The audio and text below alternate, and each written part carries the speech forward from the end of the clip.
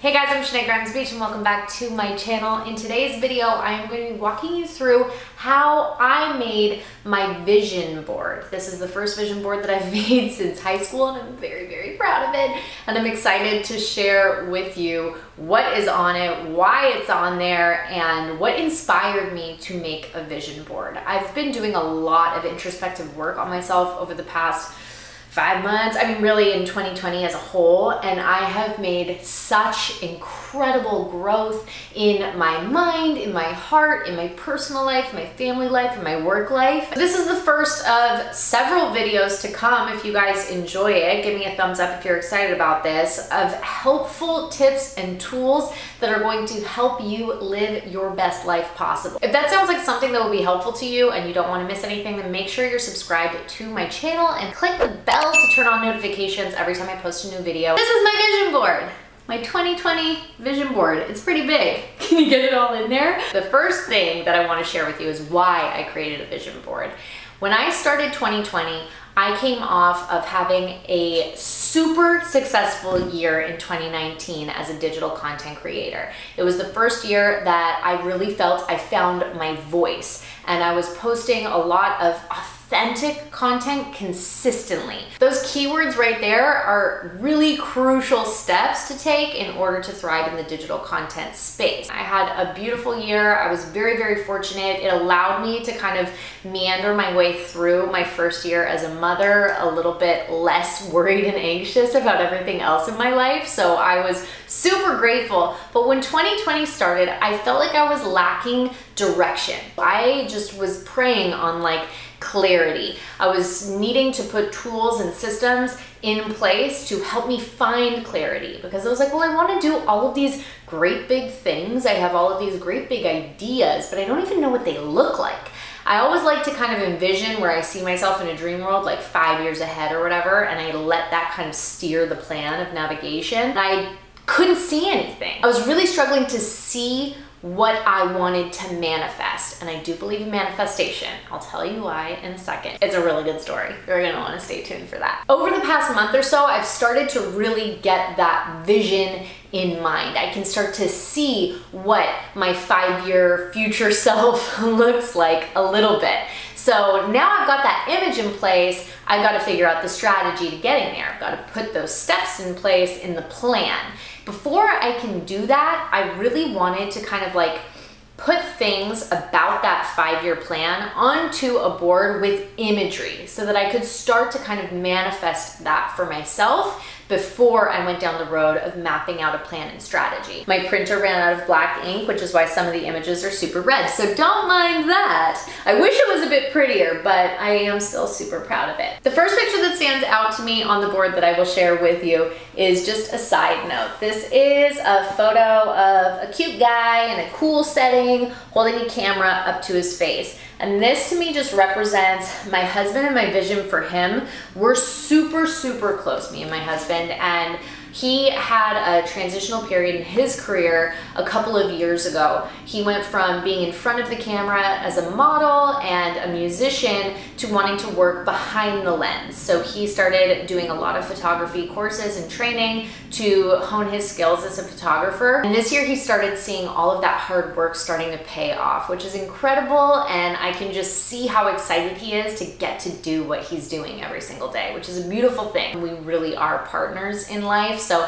I would be silly to not include him on my vision board and my hopes and dreams for him over the next 5 years. When our daughter saw my vision board, she pointed at that and went, "Daddy," because she's so used to seeing him with a camera in front of his face. This is Kristen Bell.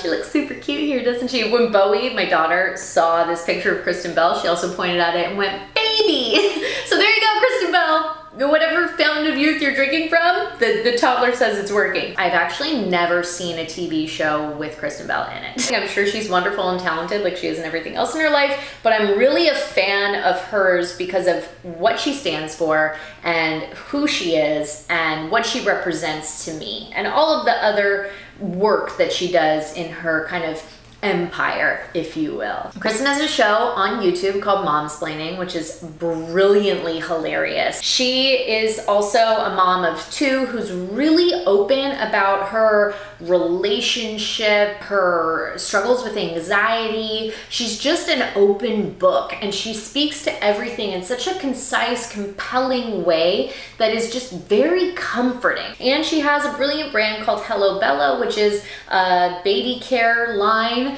that is as organic as it can be at a really affordable price point. She actually owns it with her husband, which I also love because me and my husband have always dreamt of working together. This is Sunny Lenarduzzi. She's amazing. She's now a friend of mine. I came across Sunny when I first started YouTube. She's got a course called YouTube for Bosses. She's every one of her clients' biggest cheerleaders, and I love that about Sunny. She's super inspirational to me. Then I've also got this girl here who I don't know who she is. I cut that out of a magazine. She just looks so free, and that's something that I've always struggled with. As an actor from a very young age, I did a lot of like media training when I was on bigger shows that would kind of coach you through how to come across in the public eye to make sure that you didn't end up on the wrong side of tabloids, which I did many, many times. Just how to present yourself to people so that you maintained a specific image that was very censored.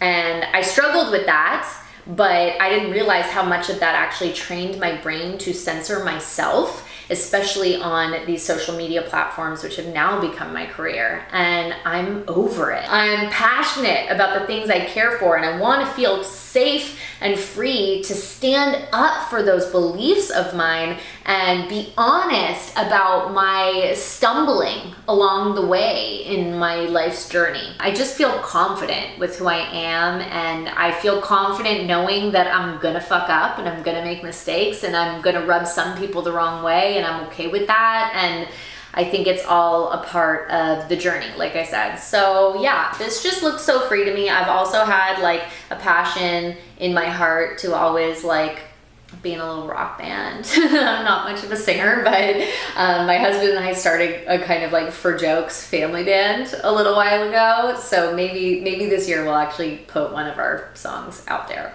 Then I've got some beautiful pictures that are to do with like home life, but it's not really about the like aesthetics of a home or like a dream home or anything like that. I just felt this burning in my soul that like LA is not necessarily forever for me. I think it served a really important chapter in my life, and I might be ready to move on. Wherever we go, I just think that I'm going to thrive in like the more quiet side of life, but also like the more eclectic side of life. There's also a couple pictures on here of England. It's been my happy place since I first went there with my husband and was like so warmly welcomed by my in-laws. I'm so close with my in-laws, so we miss them a lot. Coronavirus obviously has stopped us from going there. We haven't been there at all in 2020, and I don't know when we're gonna get to go there again. So this was more like a hope and a prayer putting this on my vision board. I think that we are going to definitely be prioritizing seeing family a lot more frequently as soon as we are able to safely travel. So England, we're coming for you eventually. I've got this beautiful cover of Rolling Stone. It is depicting one of the Black Lives Matter protests. I think it's such a powerful image to see this Black female standing there with her arm raised, so poised, so confident. Let me make it abundantly clear, I am 100% in support of the Black Lives Matter movement. I have been learning and unlearning a whole lot over the last couple of months, and it's been a tumultuous roller coaster that I would not change for the world. If you aren't of that mind frame and you're not there yet, I strongly encourage you to dig deeper. If you are a person of color or a Black person watching this video, I am with you, I am for you, and I am committed with my whole heart to serving you and your justice and equality in every facet of life and society for the rest of forever. Go on to quotes. So this one over here in the top corner says, "What doesn't scare you isn't worth the hunt." And I love that. I also think it's just a really cool image, but I really love that. I think I live so much of my life in fear, and I view that fear as a negative thing instead of like a motivating thing. And I want to shift that perspective. Be unapologetically you, pretty self-explanatory. I've apologized for being me, directly or indirectly, for a very, very long time, and I'm certainly over that. You will be too much for some people. You know, your community will find you, and I am too much for a lot of people. I know that I'm too much for a lot of people in my personal life, and I have been literally since I was a small child. So I'm used to it.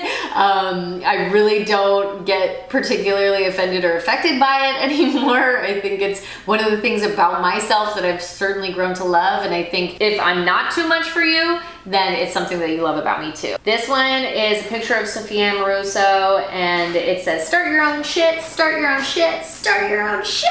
And I'm all for that. That really ties into kind of how I was feeling at the beginning of this year, where I had a great year as a digital content creator, and then I was like, where do I go from here? Like, what's the next thing that I want to do? So I'm trying to figure out what that is still, but I know that it's gonna have to do with starting my own shit. Go your own way. I've always kind of seen the herd and seen the group walking in that direction and naturally veered off that way. So this really relates to who I am as a person, but I think I've lost sight of that. I've felt pressure to go the way of the herd. So this is a nice reminder to me that I should always go my own way. This says you don't have to feel everything. This is a really good reminder for me because I feel everything, which is good to a certain extent until it becomes unhealthy, and then you're just stuck in this stagnant place feeling things and not taking action. Process the feelings and then act. You can't just sit stuck swimming in your own feelings because you'll drown. You've got to take action. You've got to move those arms. You've got to get momentum and move forward. Life gives you plenty of time to do whatever you want to do if you stay in the present moment. I'm constantly complaining that there is not enough time in the day, and I really struggle to be present. And those are two things that I want to change. I want to shift my perspective on time and actually make the most of my time. And I want to be present. That is so important. My daughter's gonna be 2 before I know it, and it has seriously flown by. And I don't want to have regrets when she's like off and an adult and moving on, that I wasn't present enough for these super special, important years of her life. And then this big one in the corner, all my love. Leading with love, I think, is a really important mantra, and not in like a cheesy lead with love way, in a truly like dig deep and try to lead with love, because I believe that influence and empowerment comes from a place of love, and that love that you're approaching things with can be fueled by anger, frustration. It can be fueled by negative feelings, but it's taking those feelings that oftentimes are the fire that gets under your ass, that actually creates change and progress and momentum in your life. It's taking that fire and communicating it through love, because I think you're gonna hit less walls if you work through them with love. So yeah, that's my vision board, guys. I hope you enjoyed hearing all of that. I hope maybe you have a better idea of who I am now as a person. It's nice to meet you. Hi, I'm Shenae. I feel like this is the first time really that I'm meeting all of you guys and putting myself out there. And I would love to hear about you. So please leave me a comment below sharing, I don't know, little tidbits about you, what's important to you. My biggest tips for creating a vision board are the images and the words and all of those things. Like, cut them out from magazines, I think, is more fun. If you want to print them from your laptop or whatever, you can do that too. Get some tape or glue and a pair of scissors and you're good to go. The most important part is to just like really reach deep in your gut. Put things on there that aren't just about material. Put things on there that you want to be a part of your identity. This is the identity. that I want for myself in the future. And that is what I hope to manifest through my belief and my actions. It sounds like some magical, mystical thing, I know, but I really do believe that it works, because on one of my vision boards in high school, I had, you know, alongside really cool Pamela Love jewelry and pictures of the Olsen twins, I had a photo of a really hot tattooed guy with a like fedora-ish kind of cap on his head and a flag around his shoulders. I believe it was a UK flag, and you better believe that that boy was Josh Beech, my husband. I didn't even know his name. I didn't know, can't remember where I got the photo from, but it was obviously just something I saw and I was like, dreamboat, like that's my future. When we first started dating, I did not make that correlation. I'm not like some creepy stalker, I swear. I'm not lying to you. I swear I am not that creepy. We started dating and I was actually filming a movie with Emma Roberts at the time, and we were in the car like going to set. And I was like, oh my God, Emma, and she was starting to date somebody too at the time. So we're like talking about boys, you know, whatever. And I was like, oh, I think I have a boyfriend now. Like this is what I think he's a model. He's like a musician too. And so I Googled him to show her a photo of him because it was super new and I had no photos of him on my phone. And on that first page of Google was that fucking photo from my vision board. I legit manifested my hot husband into my life. I'm telling you, manifestation is real, it's powerful, and you can have whatever you want. Everything is possible, and I really, really believe in manifestation because I've lived it, I've experienced it. That's it for me. I've talked so much about myself, I kind of made myself feel queasy, but you guys all wanted this video, so boom, there it is. I hope it was helpful. I hope it's inspired you to get off your ass and make your own vision board. And if you do one and post it on Instagram or something like that, please, please, please tag me. I want to see them. I want to learn more about you. And I will see you in the next video. Bye.